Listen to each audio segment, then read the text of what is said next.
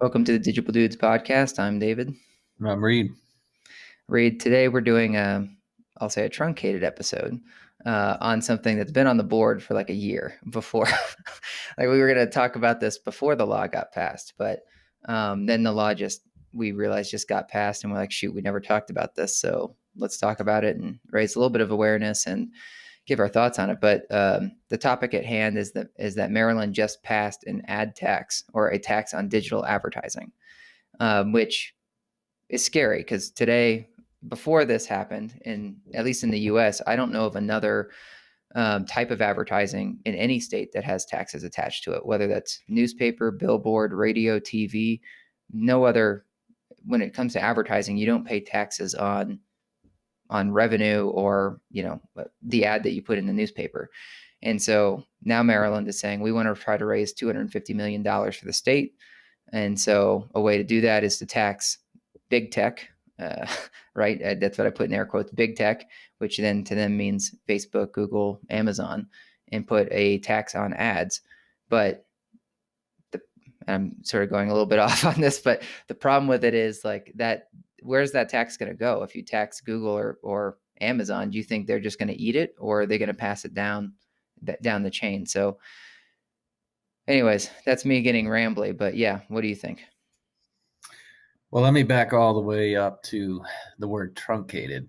I'm a fan of that word, and you're usually good for I think one a day. So I'm just making a mental note that I want to create a daily word calendar, and see how far I can get with it. But I think our employees At least really. it's a word calendar. I thought you were going to go with like a toilet paper word of the day. Well, for some of your words that might be better, but Yeah. most of them are really really fun. Yeah, I agree. I think this is not good. And I feel like it's kind of short-sighted. Meaning I don't know if Maryland's anticipating the kind of blowback that's going to occur, because if this does get more widespread adoption, and I didn't hear you mention Europe, but I think this is, fair to say this is where this has really started. Then how do you think they are going to react, which I assume they are going to pass on the cost somehow? And then what do you think that means for small and medium businesses? Because agencies, I'll say like us, are not suited, and it's because there's so much margin compression. Things are so thin when in this space now, that's going to get passed on once again. So meaning, to our own clients, and that's not going to sit well. And whether you're looking at the tech giants or whether you're looking at small businesses, between the two, that's an enormous amount of blowback that they're going to deal with. So I think I'm curious within, either your own head or what you've seen or read, because I know you've done more homework on this than I have. But is it fair to say this is just a creative way for Maryland to find $250 million, or is this more or is there more to it? Because I feel like, and we're seeing it mostly, and we've discussed this in the past on the antitrust, and Amy, Knoblocher, she's the senator out of Minneapolis, but she just announced today like further efforts on the antitrust, like I don't want to call it initiative, but legislation she's looking to spearhead. But my point is there's such a focus right now on these tech giants, and it seemed mostly built around the monopolies, and then, that obviously comes with extraordinary revenue. And so it's like, are they picking on the guy? And I'm not saying they shouldn't, but hopefully, my question here is, do you think this is just a creative way for a state to create money, or is this also somewhat of like a vendetta now that is building like momentum against these massive tech giants? So I listened to some interviews with the sponsor of it in Maryland, and he really kept coming back to let's make big tech pay their fair share. And so he was just constantly just hitting this, and they would say like, "Well, I don't understand it." Like CNN would ask him, "I don't understand. Like, you don't tax billboards or TV, do you? So is there, is this fair for other advertising?" And he would just say like, "We're trying to make big tech pay their fair share. So maybe we should also hit on some of the details of what's in the law so that it's a little bit more clear.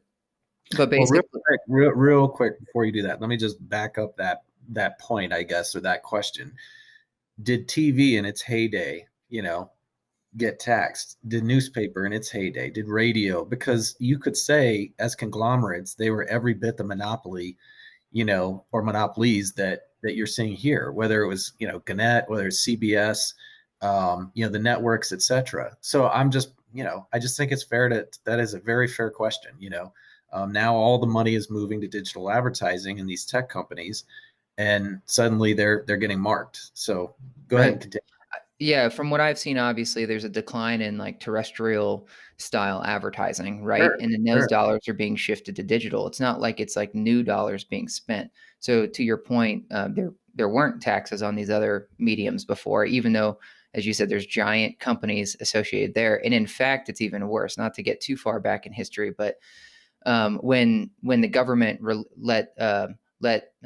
release the spectrum so that people could start broadcasting like radio and TV, part of their whole thing, this is like back in like the 40s or 50s, is they said, hey, we'll give you the spectrum so you can broadcast television, but you have to put on an hour of news a day or an hour of news a day for the good of the public. And Yep. and we're going to give that to you for free. The rest of it you're going to pay for, but we're going to give this to you for free. And then what happens? They start running ads on the on the news, and the news Right. becomes one of the most profitable things that they do. And yet they're getting that spectrum for free so it's like taxpayers are paying for your spectrum, and then you're earning money on it. So that's like a bigger problem. And now they're, as we transition to digital, it's not like the American taxpayer is giving the spectrum of the internet for free. The taxpayer pays for that spectrum, right? Meaning we pay Comcast or whoever for our own internet access, and now you're going to also then tax. So it's I think it's a way of trying to raise money, but I think they're living or like really pushing their agenda by jumping on to the whole antitrust thing, being like, well, hey, big tech has been avoiding taxes for years. They're like Amazon famously for like 20 years didn't pay taxes, but that's because they were using other mechanisms like research and development to like eat up their tax dollars. And so those are other mechanisms. So you can't really punish them for like the problems you already have in the tax code, the way I see it. And if you start to do things like this, it's only going to make big tech try to go overseas like Apple did, where they're like, well, we're going to go to Ireland, right? And park our cash there instead of in the US so it doesn't get hit. So I don't think you're actually going to be getting anything out of this besides, as you're saying, like this roll down. And so now let me hit the roll down. So the whole point they're saying why it's big tech that they're hitting is because this tax starts for companies that make over $100 million in revenue globally. So it's not just $100 million in Maryland. You're saying, I'm going to take your entire global footprint and decide what tax bracket I'm going to put you in, which is a problem. People are saying that's unconstitutional because you don't do that in other mechanisms. You say like, hey, if you sold a Twinkie here, we're going to charge sales tax on that Twinkie here, not how many Twinkies do you sell across the globe. So they're setting your band based on how many Twinkies you sell across the globe. But then that sets your tax bracket. So tax bracket for $100 million is 2.5%. And then there's a couple of different ladders. And once you do more than $15 billion in revenue globally, they tax you at 10%. So 10% tax is pretty hardcore, particularly like because most sales tax, a lot of people see sales tax be like 7%, but that 7% isn't all like one entity. It's like you have your local sales tax that's lumped in there, plus the state sales tax. So it's several different sales taxes that are lumped into like a 7% sales tax. So to go straight to 10% at a state level is pretty hardcore. And to your point, Reid, if Twinkie doesn't eat the 7% sales tax, right? That gets passed on. The consumer pays the 7%. What do you think is going to happen with your Google invoice when it has a 10% tax on it? Google's not going to eat that. They're going to tack that onto your invoice. And what's going to happen with like a Digible or anybody else? We're going to have to add 10% to your invoice, right? And then the customer, forget apartments for a second. Let's say it's John's Pizza Shop. John's Pizza Shop is going to have to then add somehow that 10% is going to have to come out of their side, and small businesses don't earn a lot. So all of this is going to roll downhill. One Well, maybe I'll pause for a second because I'm about to go on another rant, but I'll let you respond. No, I think, it's no different really than income tax, meaning you have the top 1%, and one way or another they always seem to find a way around, right? The consequences of that, or what's aimed, to say, hey, you have all the money in the world, you should be paying more taxes. So in a way, this is the same thing, except the 1% is Google, it's Amazon, it's Netflix, and they're going to find a way. And what's going to happen, like you just said, is it'll roll down and hit the middle class, in this case the SMBs. Whether you're in the digital marketing world like we are, or whether you're the end customer. And that also, take one step further, that will impact performance, because if they can't support the same budgets, or the same amount isn't going to their advertising spend as it used to, then they aren't going to generate the same amount of attention, for their businesses.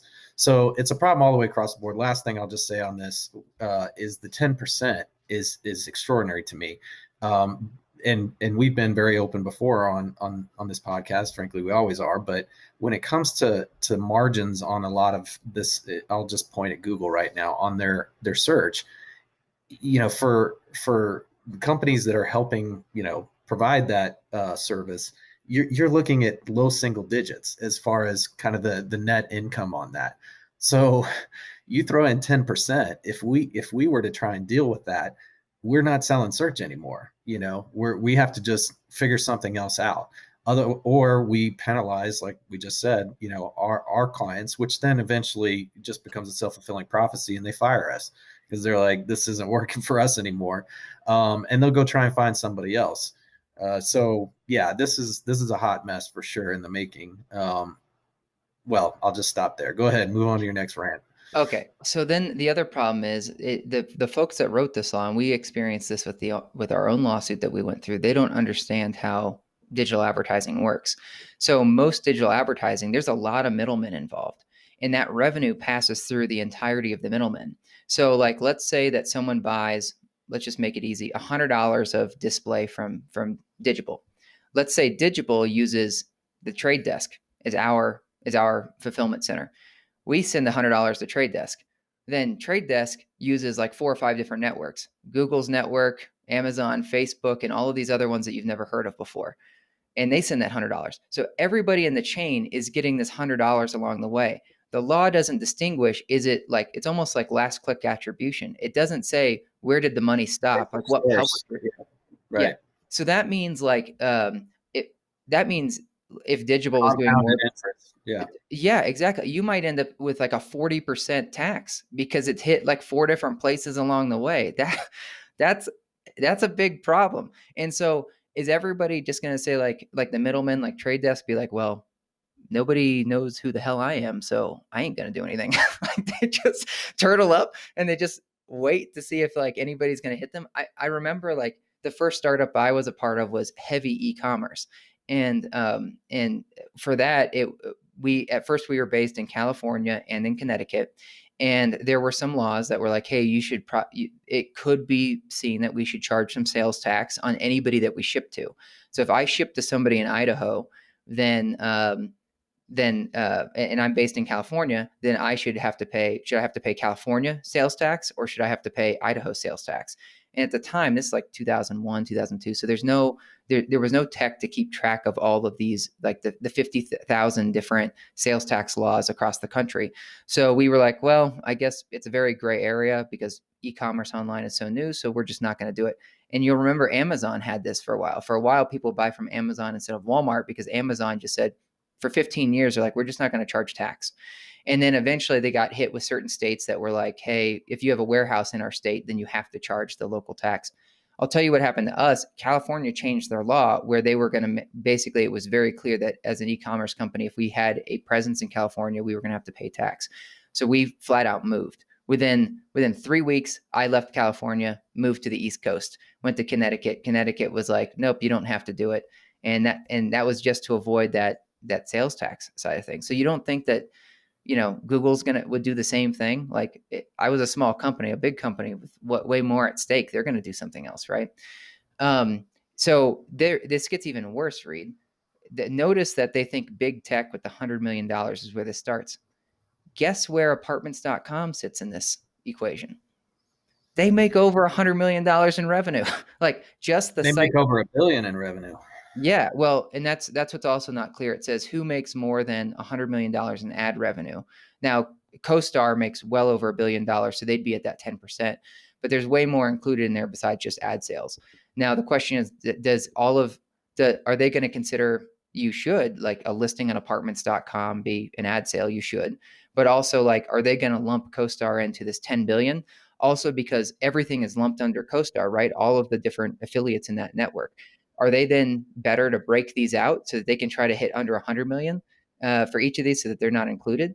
But regardless, if you just take the website apartments.com, in 2019 they had made 155 million on that site, and reportedly they've been growing more than 20% a year. So they're definitely like above the mark. So you can't stop it. Apartments.com should then have to pay a 10% sales tax in the state of Maryland. And then it's not like this would stop at Maryland. Other states look at one another. Once this gets passed, it rolls. And so there's currently 5 additional states that are looking at this right now that have current laws in motion on the books ready to get voted on. So yeah, it's a big problem. Yeah, and I wonder why Maryland and why these other 4 states, and I don't know if California is included in that, but you think, that would make sense because they have all the big tech. But on the other hand, to your point, these big techs aren't going to stick around long if they have to part with 10% of their gross revenue, or at least it would seem. Unless they're just like, we will pass this on. This isn't going to affect us. It's going to affect everybody else. Which, one way or another, if this stays kind of state decision, right, and doesn't get federal legislation or federal legislation doesn't get involved, then it will be really fascinating to see where the new tech hubs are right across the country, because other states will see this as a huge opportunity. Your Connecticut example, it's like, come on over here. We can find different ways to make this work. So that's been interesting just in the last several years, where new tech kind of hubs are flaring up. There's something else you said. Oh yeah, like that, the compounded interest, in a way it's like, we'll get somebody, we may not get the 40% that passed, or the 4 different people, but we'll get somebody. I'm wondering more about what you mentioned as far as a listing versus like search. Where will they have to ultimately define that? Where does it stop, I guess is what I'm saying. Because like, think about content marketing, that's not reselling. That's not as easy to get at. I mean, then you're like, well, what about PR? Like, where does this all end as far as digital, advertising, I guess? I mean, I don't know how much that was like spelled out, but that would be a huge point of contention, right? If it's like, this is totally labor-based, this isn't just putting somebody's listing up or reselling Facebook's inventory or something. So that's more me just being, curious, but it's going to also make it really hard, because then potentially they start putting different tax on different services underneath the umbrella, the much bigger umbrella, right, that we're talking about here. And how do you arrive at that? I mean, just this is going to be really interesting. We may decide to sell the company in the next 2 years if it doesn't look good. So the other states, the biggest one is New York, Montana, Connecticut, Nebraska, Oregon, and Indiana. So New York is big, but not as big. Multifamily is kind of different up in New York. So really, you have like those other states, like like Montana, Nebraska, Oregon, Indiana, because Connecticut's kind of in the New York category. But that would impact our types of customers. The other thing on that, to your point, Reid, is like, how much does this then start changing your strategy in the state of Maryland? You're like, shoot, man, I'm not going to pay a 10% Google tax. I guess I'm gonna get rocking on that SEO, or like content generation or something. Like, you just start focusing on these other things, because I still don't think that a 10% increase means that, I should say, a 10% increase on your Google spend doesn't mean it's still not worth it over like trying to run radio ads or newspaper or something. It definitely hurts though. But but if now it would make me start exploring some of these other things, saying like, can I rework, as you're saying, my content strategy? But I do think anything that's classified as an ad and is cleared out, called out as an ad, it seems like that should count. Meaning, you're probably going to have a lot of people playing like weird defense, like on definitions. Be like, well, That's what I say. Yeah, what constitutes? Yeah, I mean that's definitely gonna be a big part of what will happen in the courtrooms or whatever. Um, I feel for the Maryland digital agencies right now. We have the luxury, at least today, of being in a ton of different markets. So it's like, yeah, if it came to it, we could shift our strategy. But if you're in one of those states, not so lucky. It's also an interesting collection. That's what I was saying to you at the beginning. It's like, why Maryland? Why Indiana? Why Oregon? Why New York? Is it, for states that are really desperate to raise tax? Is it for states that feel like they're not getting their share, or that I mean, New York, you'd expect, but we both know that there isn't a lot of tech headquartered there for probably mostly the tax reason, but it's also not a destination for engineers, or whatever. So yeah, that's what I'm really maybe that's curious to part of know. the problem. Is like these state. It's not California where tech is headquartered, but it doesn't matter. Like Maryland passes this, Google doesn't have to be headquartered there. You still get hit with it, right? And so maybe part of the problem is, like with New York, it's like, well, shoot, if you're not going to put any headquarters here, we're just going to find another Right. way to get some cash. And it makes sense to me, because think of the workforce. I mean, I don't know what total what's the acronym again? I always forget it. With Thing. the big, yeah, FANG. Thank you. I don't know why I forget that, but anyways, how many do you think they employ in California? So as much as you could say California should do this because they would just crush it, no, they wouldn't. If Maryland's using all revenue and not just Maryland revenue, if that's the precedent, then it makes no sense for them, right? Because they have so much money coming through, with the workforce that's employed there in California. So I'm sure they'd be the last to enter into some type of agreement like this. Well, and to your point, like I think this is more indicative of how government has begun to move to increase taxes. Like they know that if you try to add taxes on Reid Wyckoff, that people are probably going to vote against that. But you can sneak some of these other things in where people aren't even aware. Like the public doesn't even vote on this. Like it's just it goes straight to the 100 people in government that are like, that's a good idea. Yeah, we could raise some money that way.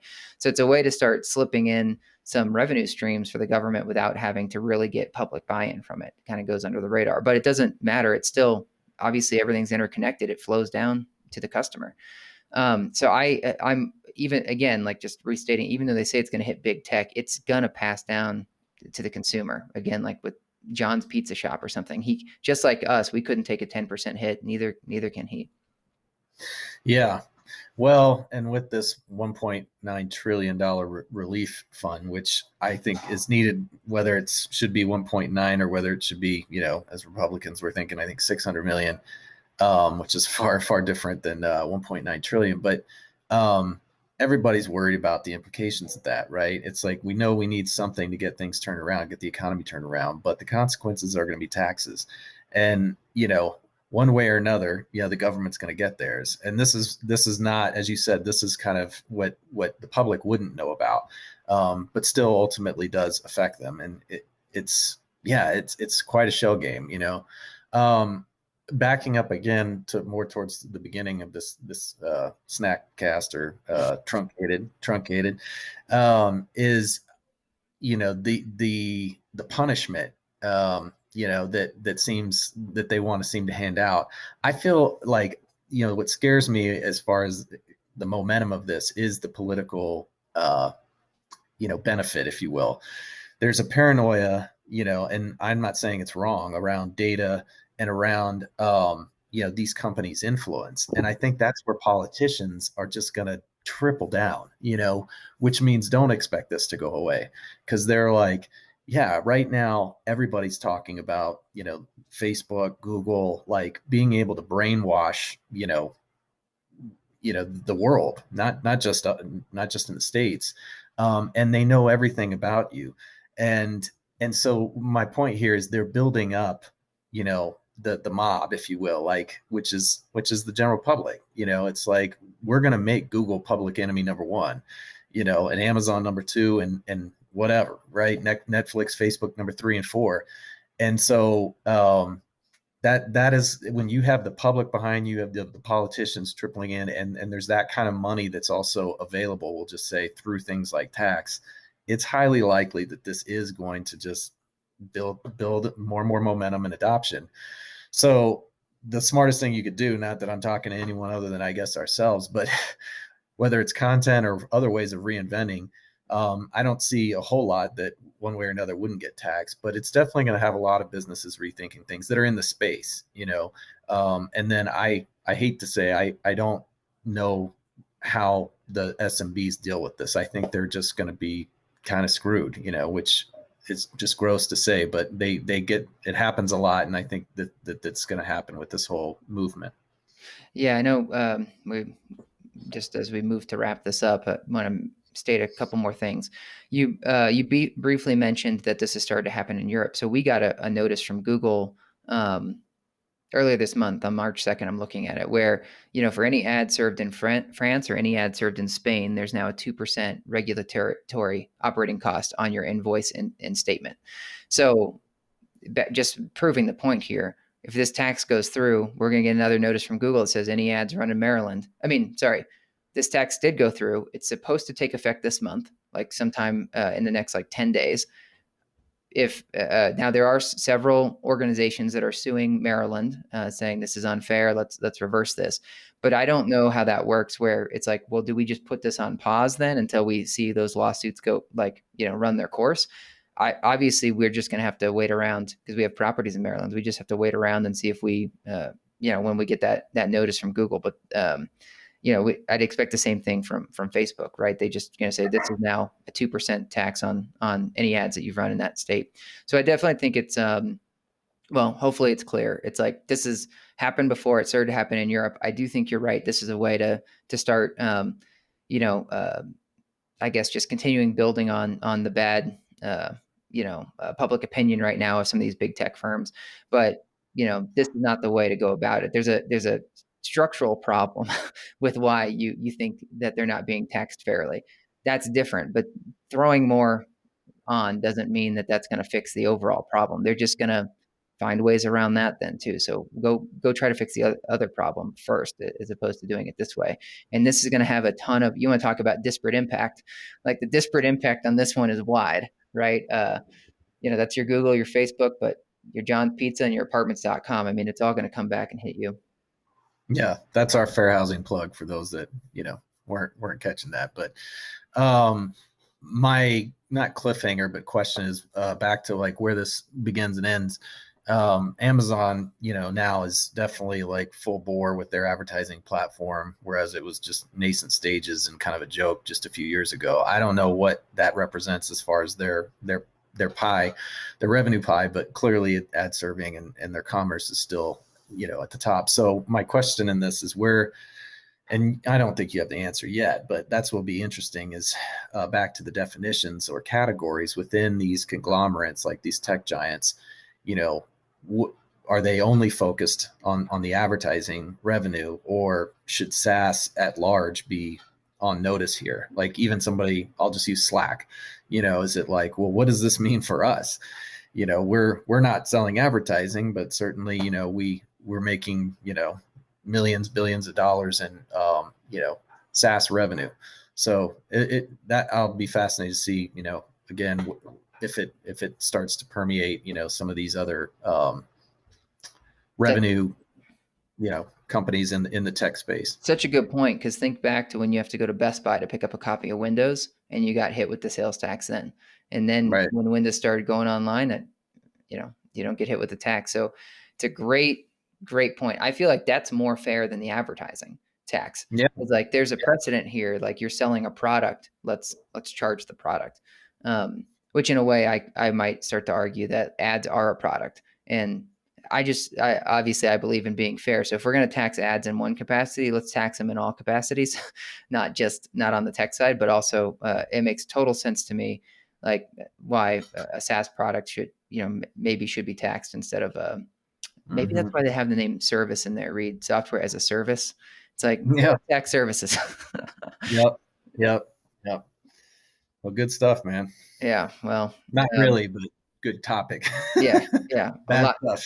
a small thing that has enormous implications. But obviously, you'll probably hear us in the future talk more developments on this. But right now, oof, I obviously we don't have any lobbyists, so let's just hope that that those big tech are putting enough lobbyists on the top.